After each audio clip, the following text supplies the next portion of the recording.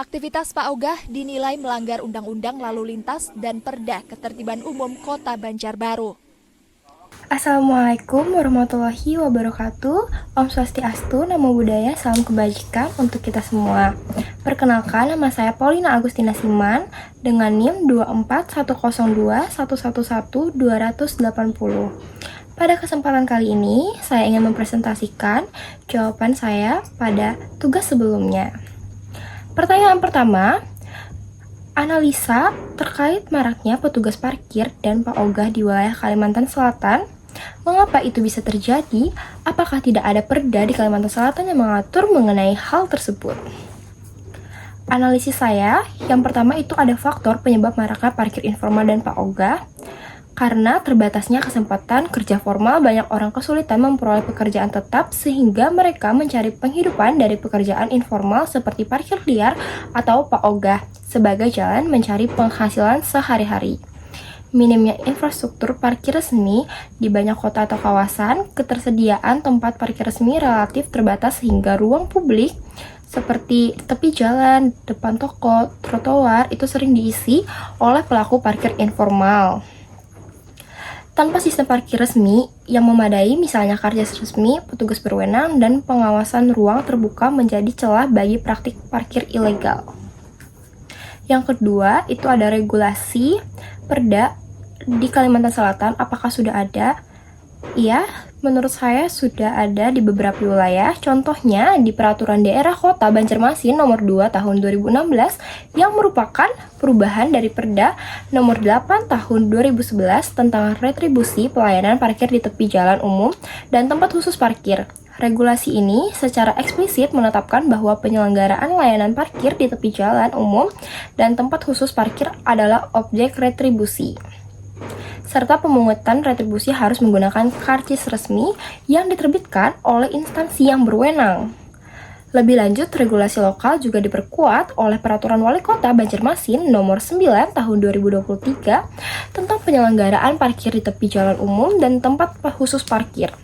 Regulasi ini mengatur hak dan kewajiban penyelenggara parkir, juru parkir, maupun pengguna jasa, serta sistem parkir insidentil dan sanksi administratif bagi pelanggar.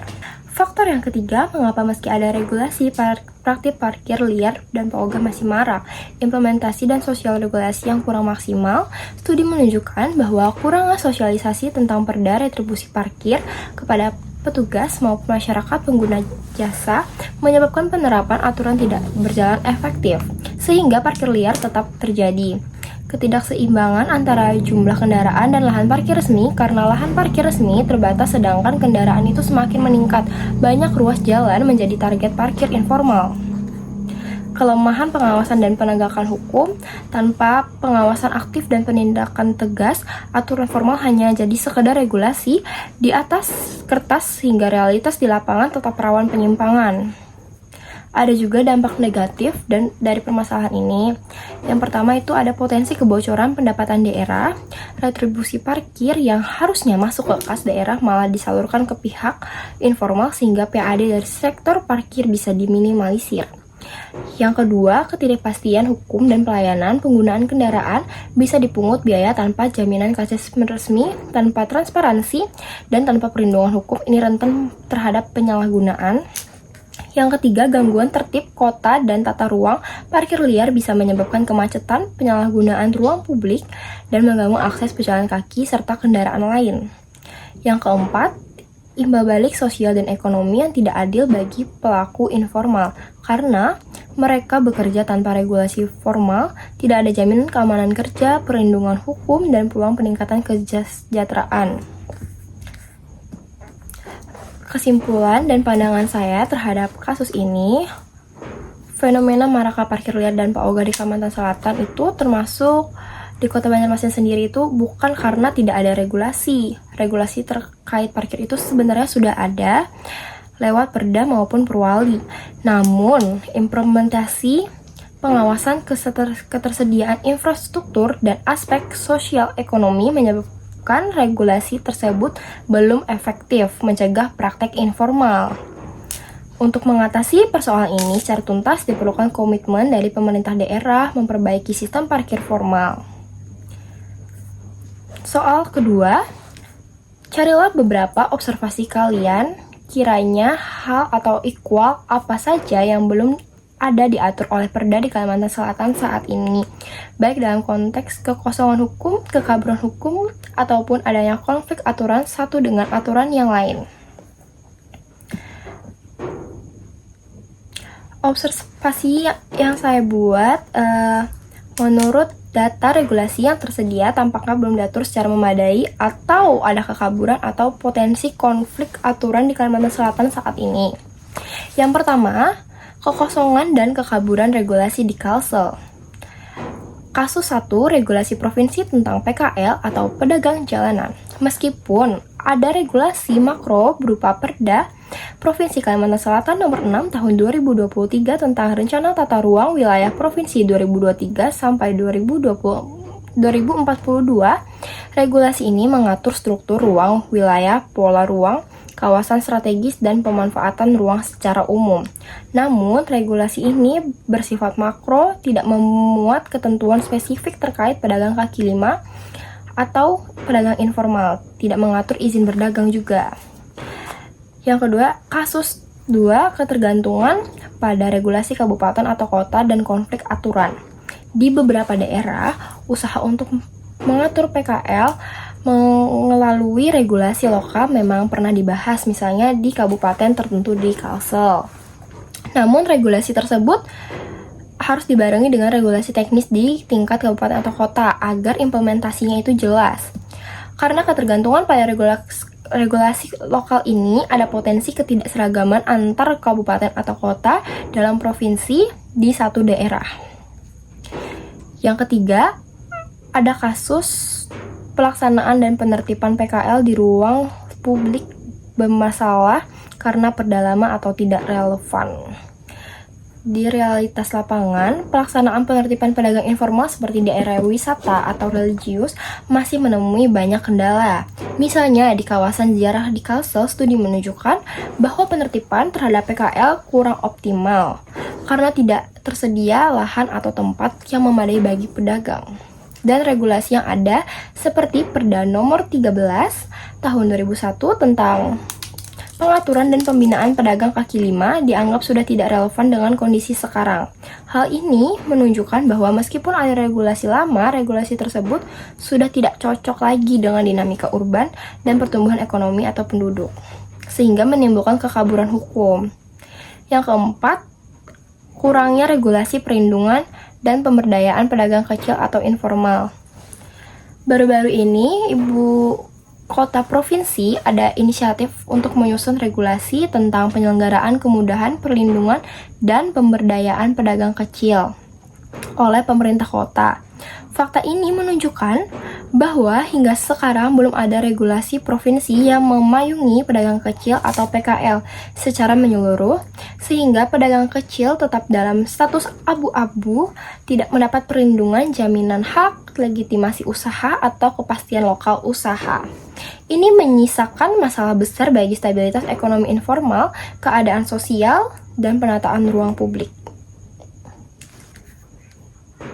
Implikasi dari kekosongan, kekaburan, dan konflik regulasi, status hukum, pedagang informal menjadi abu-abu, pedagang bisa sewaktu-waktu digusur tanpa kompensasi, tanpa kepastian lokasi, tanpa perlindungan hukum atau sosial.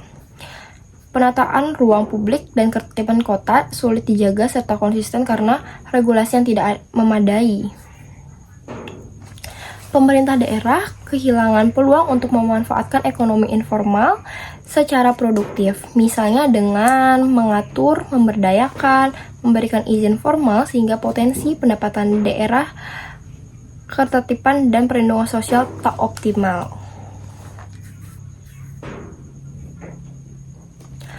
Selanjutnya, soal nomor 3, perubahan kewenangan pengelolaan minerba melalui UU 3 2020 memindahkan banyak kewenangan daerah ke pusat. Apakah sentralisasi kewenangan minerba bertentangan dengan semangat otonomi daerah? Jelaskan dampak hukum dan sosialnya bagi daerah penghasil. Menurut saya,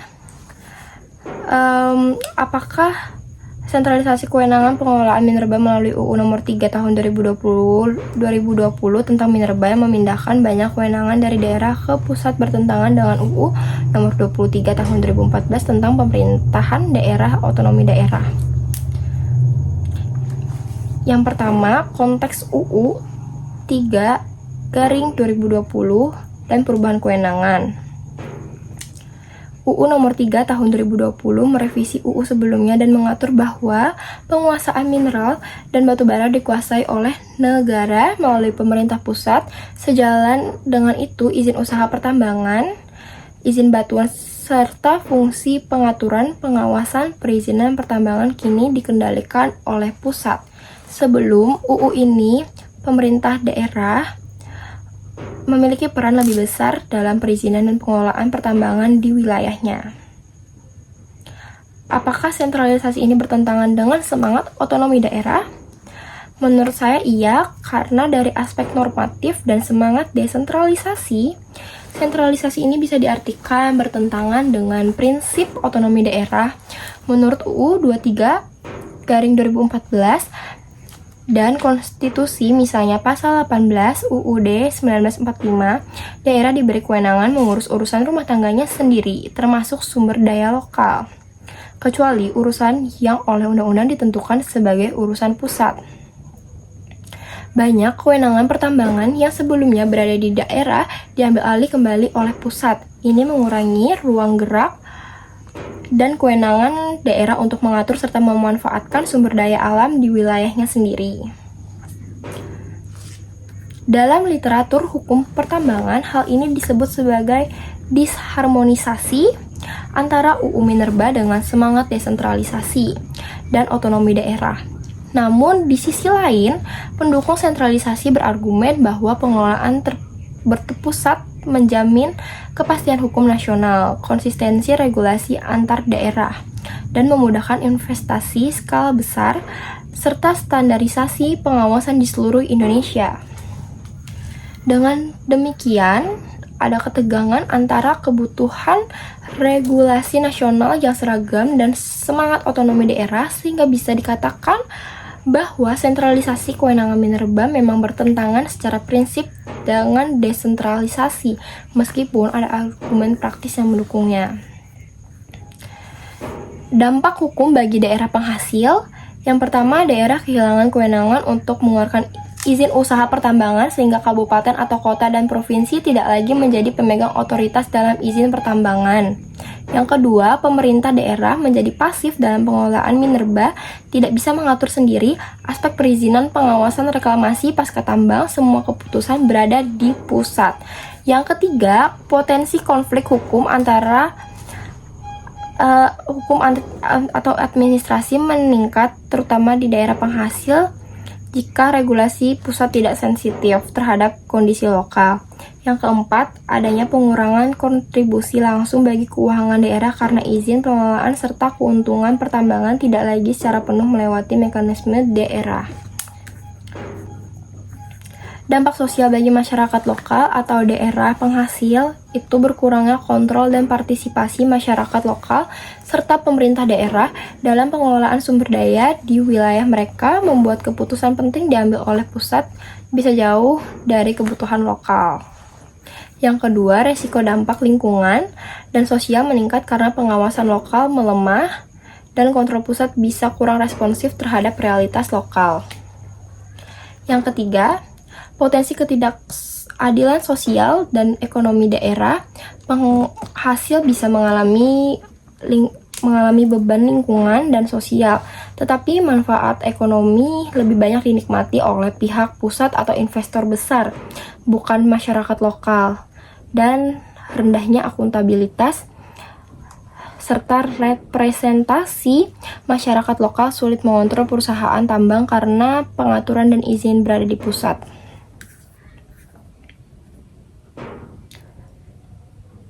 Dampak hukumnya, pengurangan kewenangan dan peran daerah, lemahnya pengawasan lokal, potensi konflik hukum dan administratif. Dampak sosial, berkurangnya partisipasi masyarakat, risiko lingkungan dan sosial, ketidakadilan ekonomi bagi komunitas lokal serta potensi ketimpangan pembangunan. Yang keempat, soal nomor 4, silakan riset mengenai pemberitaan tudingan Menteri Keuangan Pak Purbaya Yudi Sadewa terkait adanya dana pemerintah daerah yang diendapkan di beberapa daerah otonom dan alasan dibalik lambatnya penyerapan anggaran tersebut. Apakah di Kalimantan Selatan juga termasuk? Dan bagaimana dampak serta respon dari pemerintah Kalimantan Selatan? Apakah Bapak Gubernur Muhyiddin tetap dengan ciri khas kurihingnya atau tersulut tensi tinggi? Yang pertama, konteks tuduhan dana Pemda mengendap. Purbaya Yudi Sadewa, Menteri Keuangan RI, mengungkapkan bahwa hingga kuartal ketiga 2025 ada dana Pemda yang mengendap di perbankan total nasional mencapai sekitar 234 triliun. Menurut Purbaya, persoalan bukan karena dana tidak tersedia, melainkan melambatnya penyerapan belanja APBD. Realisasi belanja APBD per September 2025 tercatat baru 51,3% dari pagu. Ia menghimbau agar Pemda mempercepat belanja produktif agar dana publik segera bekerja bagi masyarakat. Yang kedua, itu ada klarifikasi dari bank dan pemerintah daerah di Kalsel. Setelah tudingan ini menuai sorotan, pihak Bank Kalsel dan Pemprov Kalsel menyatakan bahwa terjadi kesalahan input data administratif, bukan kondisi dana mengendap seperti yang diberitakan. Menurut Direktur Utama Bank Kalsel, kesalahan terjadi pada pengisian kode golongan nasabah di sistem pelaporan, sehingga rekening milik Pemprov itu tercatat sebagai milik Kota Banjarbaru. Total rekening yang terdapat sejumlah 13 fasilitas dengan saldo sekitar 4,746 triliun dan kesalahan bersifat administratif, bukan perubahan status pemilikan atau penggelapan dana. Muhyiddin, Gubernur Kalsel, bereaksi keras terhadap tudingan tersebut. Ia menegaskan bahwa dana itu milik Pemprov, bukan Pemko Banjarbaru, dan menyebutkan pernyataan Purbaya sebagai salah tembak. Menurut Muhyiddin, penyimpangan dana di giro atau deposito adalah praktik biasa sebagai kas daerah sementara menunggu realisasi belanja. Yang ketiga, analisa dampak hukum, sosial, dan keuangan. Jika dilihat dari hukum dan tata kelola keuangan daerah, kasus ini menunjukkan pentingnya akurasi pelaporan perbankan dan sinkronisasi data antara bank, pemerintah daerah, dan regulator. Kesalahan pengisian kode nasabah dapat menimbulkan narasi bahwa dana nganggur, padahal secara substansi dana tercatat resmi. Yang kedua, sosial dan persepsi publik. Tudingan bahwa Pemda menyimpan uang rakyat tanpa digunakan untuk pembangunan bisa menurunkan kepercayaan publik terhadap pemerintah daerah. Masyarakat bisa berasumsi bahwa anggaran daerah tidak dimanfaatkan untuk layanan publik. Yang ketiga, ekonomi daerah dan efektivitas belanja. Jika sejumlah besar anggaran terparkir terlalu lama, maka efek pengganda belanja daerah terhadap ekonomi lokal bisa melambat, seperti dikhawatirkan Purbaya. Namun jika menyimpan bersifat khas sementara dan segera direalisasikan, maka dampak negatif bisa diminimalkan. Yang keempat, resiko politik dan hubungan pusat sampai daerah. Tuduhan dari Kementerian Pusat terhadap Pemda tanpa klarifikasi data ke daerah bisa menciptakan ketegangan politik dan menurunkan moral publik terhadap pemerintah daerah. Di Kalsel, respons tegas dan cepat dari gubernur serta bank lokal menunjukkan pentingnya transparansi.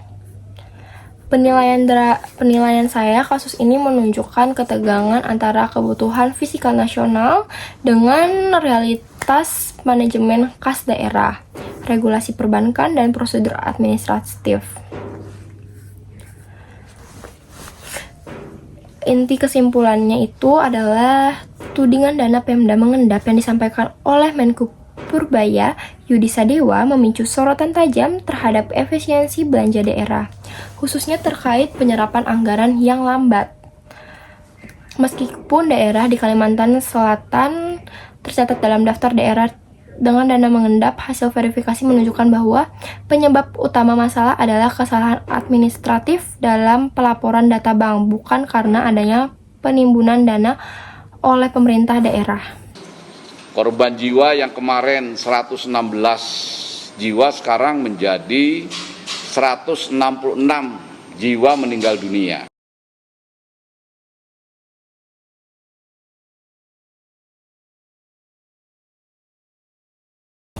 Baik, saya akan melanjutkan tugas video yang kedua.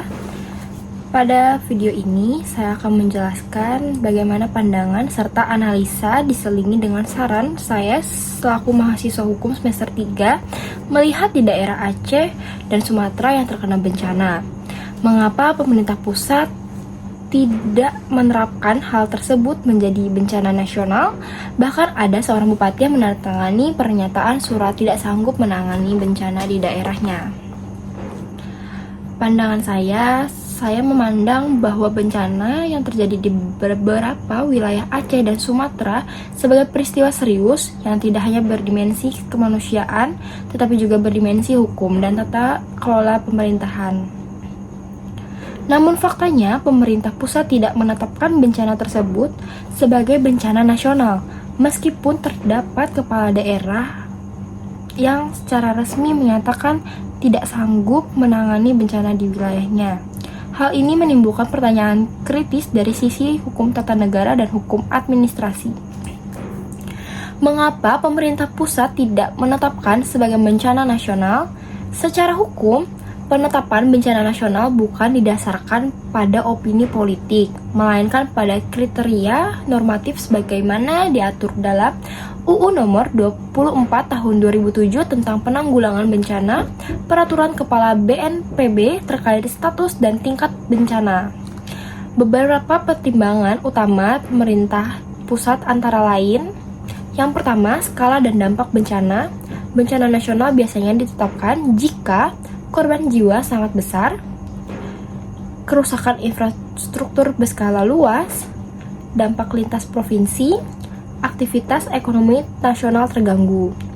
Pemerintah pusat bisa saja menilai bahwa bencana di Aceh dan Sumatera masih dapat diklasifikasikan sebagai bencana daerah atau provinsi, meskipun berat.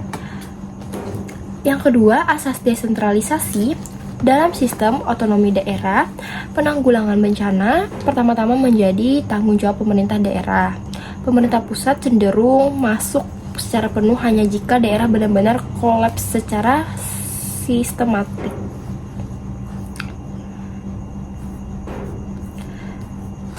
Yang ketiga, pertimbangan anggaran dan administratif. Penetapan bencana nasional membawa konsekuensi.